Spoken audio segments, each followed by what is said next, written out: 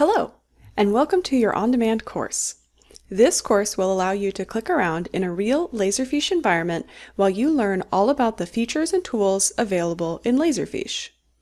You will have access to this course for 14 days, and during those 14 days, you can use this environment for a total of 8 hours. That means if you need to pause and come back to this course later, you can. Let me introduce you to the features of this platform and how you'll be using them to learn about Laserfiche. Here is your view of the training platform. You can navigate to the different resources you have on this left-hand pane. I'll go through these resources one at a time and talk about when you'll use each one. Right now, you're in the video section where you can see this introductory video. Feel free to return to this video for a refresher on any of these items. The most important resource you have in this class is your lab. This is your training environment that is preloaded with all the Laserfiche software you need to complete this course.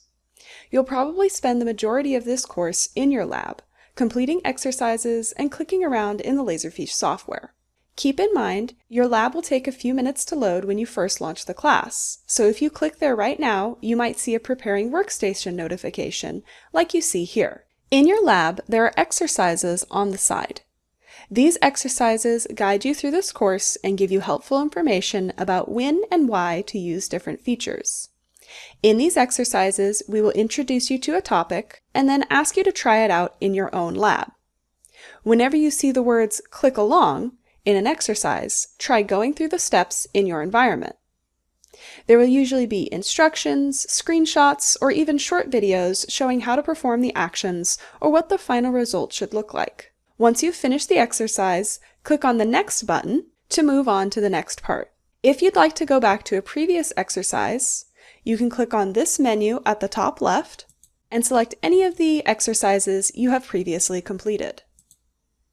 If you'd like to make these exercises larger, you can simply mouse over the divider between the exercise and your lab station on the right, left-click it, hold that click, and drag it to make that section bigger. In addition, if you're focused on something in your lab and you want to minimize the exercise pane, you can use this arrow icon at the top of the exercise pane to minimize the exercises entirely and have a full view of your lab. When you want to go back to the exercises, you can use that same arrow icon at the top left to expand your exercises once again. At some point in the exercise, we may have a hyperlink to another resource where you can learn more.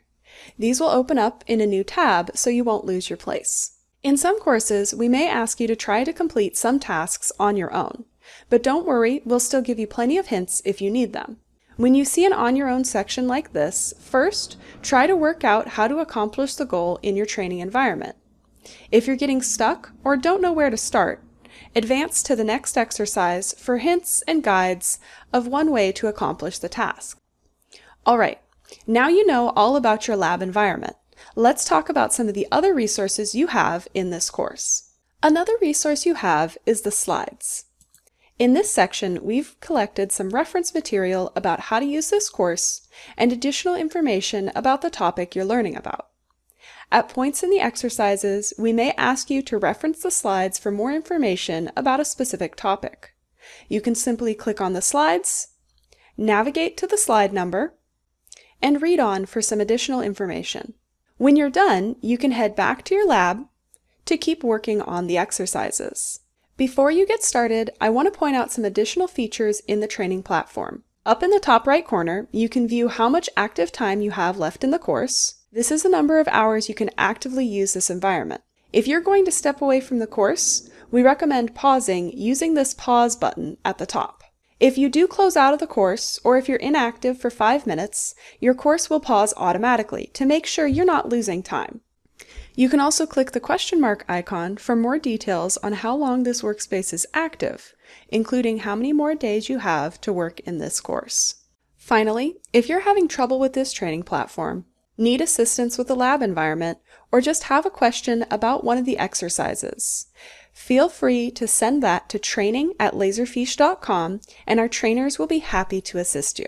Now that you know what to expect in an on-demand course, let's talk briefly about the topic you are going to learn, Laserfiche workflow.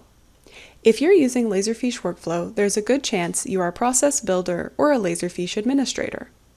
Laserfiche Workflow automates routine tasks while being flexible enough to handle the unexpected.